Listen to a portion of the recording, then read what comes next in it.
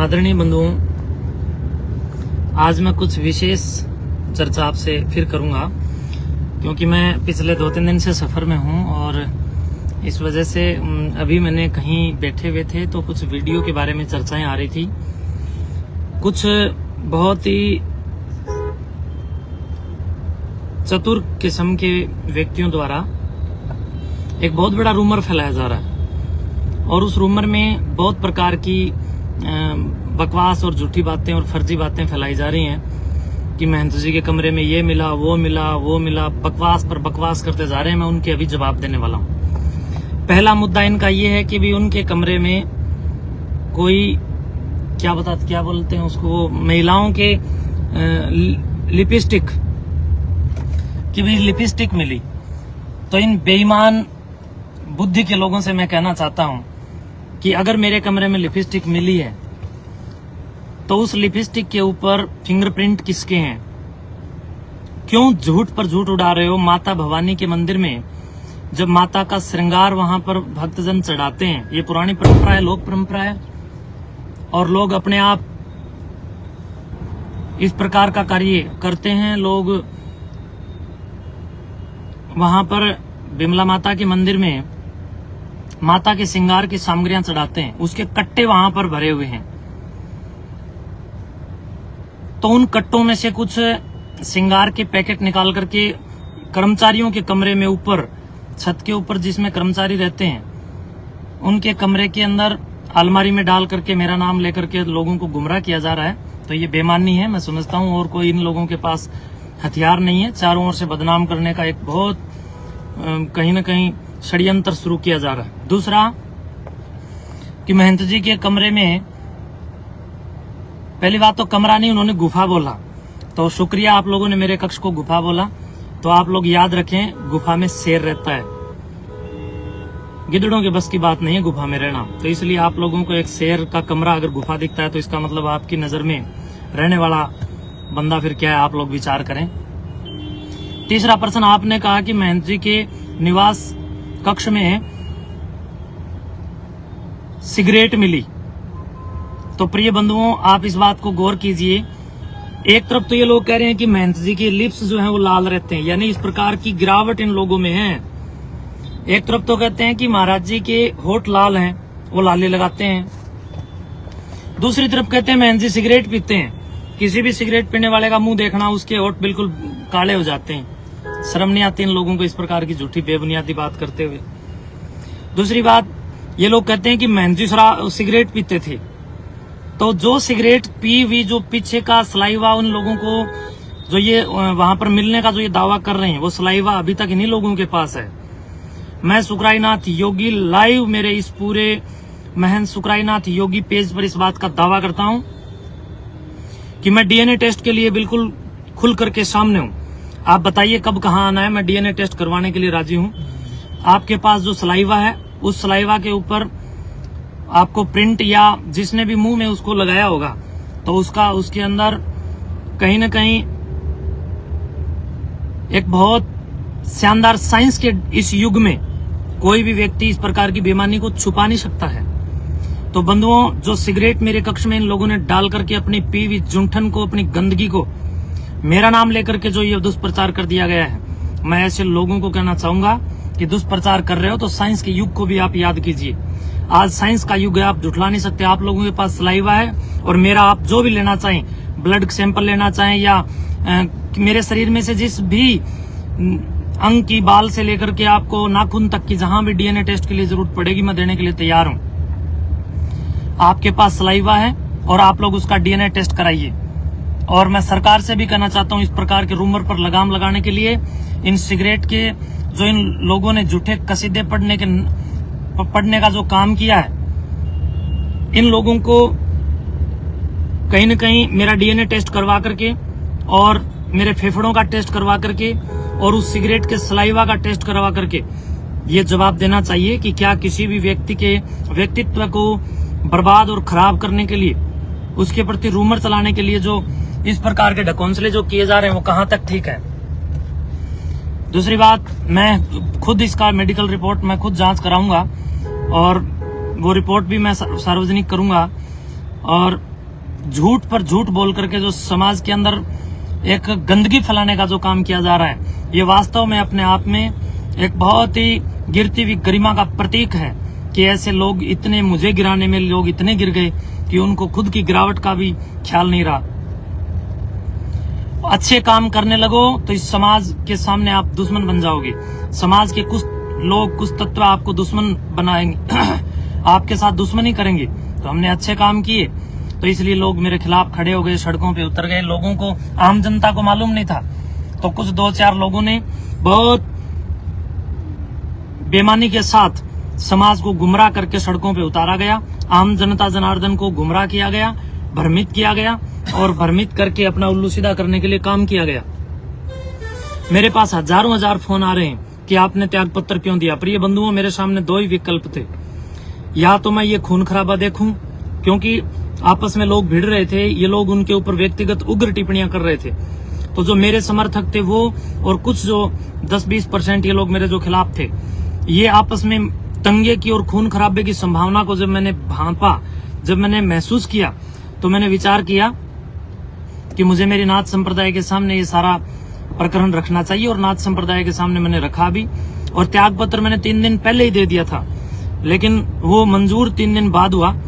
और नाथ संप्रदाय के पूज्य संतों, परम पूज्य आदरणीय गुरु, हमारे जो पीर महोदय हैं, हमारे जो मानधारी हैं, हमारे जो जमात के महंत हैं, उन सब के सामने मैं बार बार इस बात को बता रहा था कि इस प्रकार की चालाकियां वहां पर वो लोग कर रहे हैं जिन्होंने मठ की जमीन को अवैध रूप से कहीं न कहीं घेर रखा था। अवैध रूप से जमीनों पर जिनके कब्जे थे, सुखराईनाथ ने उनके पिछवाड़े पर कानूनी डंडा चलवा करके कहीं न कहीं उस जमीन को इन लोगों के कब्जों और अवैध कब्जों से मुक्त करवा करके मठ को सुपुर्द कर दिया।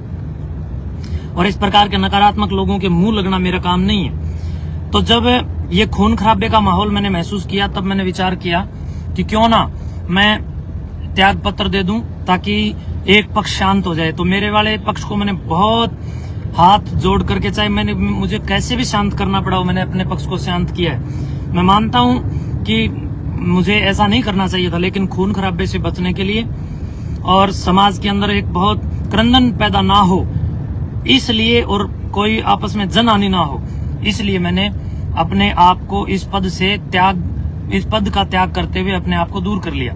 और अपने जितने भी समर्थक थे, उन समर्थकों को मैंने मनाया कि कोई झगड़ा या कोई दंगा फसाद नहीं करना है। और अभी भी मैं सबसे अपील करता हूं कि जब हम सब ने इतना कुछ सहन कर लिया है, तो आपसे आगे भी मैं आग्रह रखता हूं कि आप शांति बनाए रखें। दादा कालापीर जी महाराज, गुरु गोरक्षनाथ जी महाराज और सिद्धों की कृपा से सब कुशल मंगल होगा और सब बिल्कुल ठीक हो जाएगा। ये जो रूमर इन लोगों ने फैलाए हैं, ये केवल और केवल झूठी अपवाद और बकवास हैं।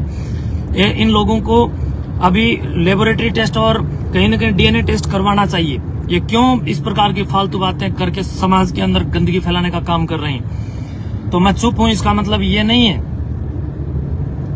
मैं चुप हूं इसका मतलब ये नहीं है कि मैं इन लोगों से किसी तरह दबा हुआ हूं, लेकिन मैं समाज को एक बहुत बड़े खून खराबे से बचाने के लिए चुप बैठा हूं। और इसलिए 3 महीने भी मैं लड़ता रहा, खूब मैं 3 महीने लड़ता रहा। जब तक मैं लड़ा, जब तक ये लोग मेरे से लड़ते रहे। लेकिन उस दिन मैं हार गया, अर्थात उस दिन मैं हिम्मत मेरी टूटी जिस दिन ये आपस में लड़ने लग गए।